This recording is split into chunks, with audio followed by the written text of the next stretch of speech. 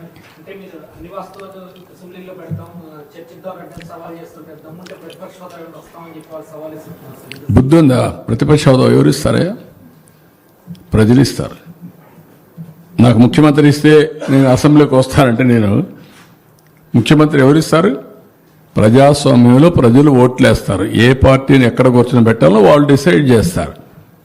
మీరు చేసిన అరాచకాలు అన్యాయాలు చూసిన తర్వాత మీరు ప్రతిపక్ష హోదా కూడా తగరనే ఉద్దేశంతో 11 సీట్లు ఇచ్చారు.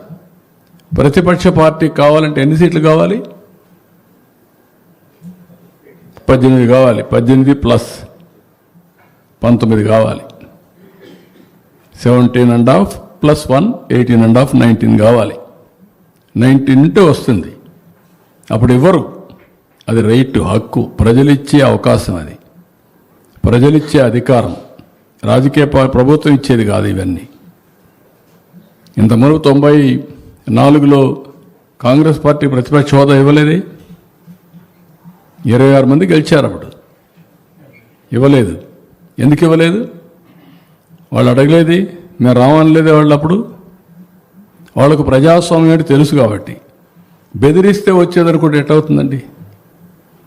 ఎక్కడ బెదిరిస్తావు? ఎందుకు ఇస్తారు? ఆ రోజులు అయిపోయినాయి. బ్లాక్మెయిల్ చేసే రోజులు కూడా అయిపోయినాయి.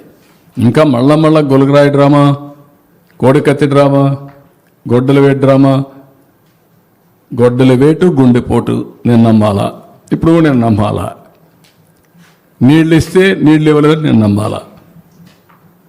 ఎరువు ఇస్తామంటే ఎరువు ఇవ్వలేదని మీరు హైజాక్ చేస్తే మేము మిమ్మల్ని రైతు ఉద్యమంగా భావించి మీకు జోహార్లు కొట్టాలా?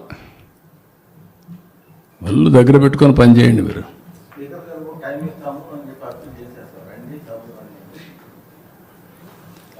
నువ్వు రాయబారం చేయాలి ఇప్పుడు వాళ్ళని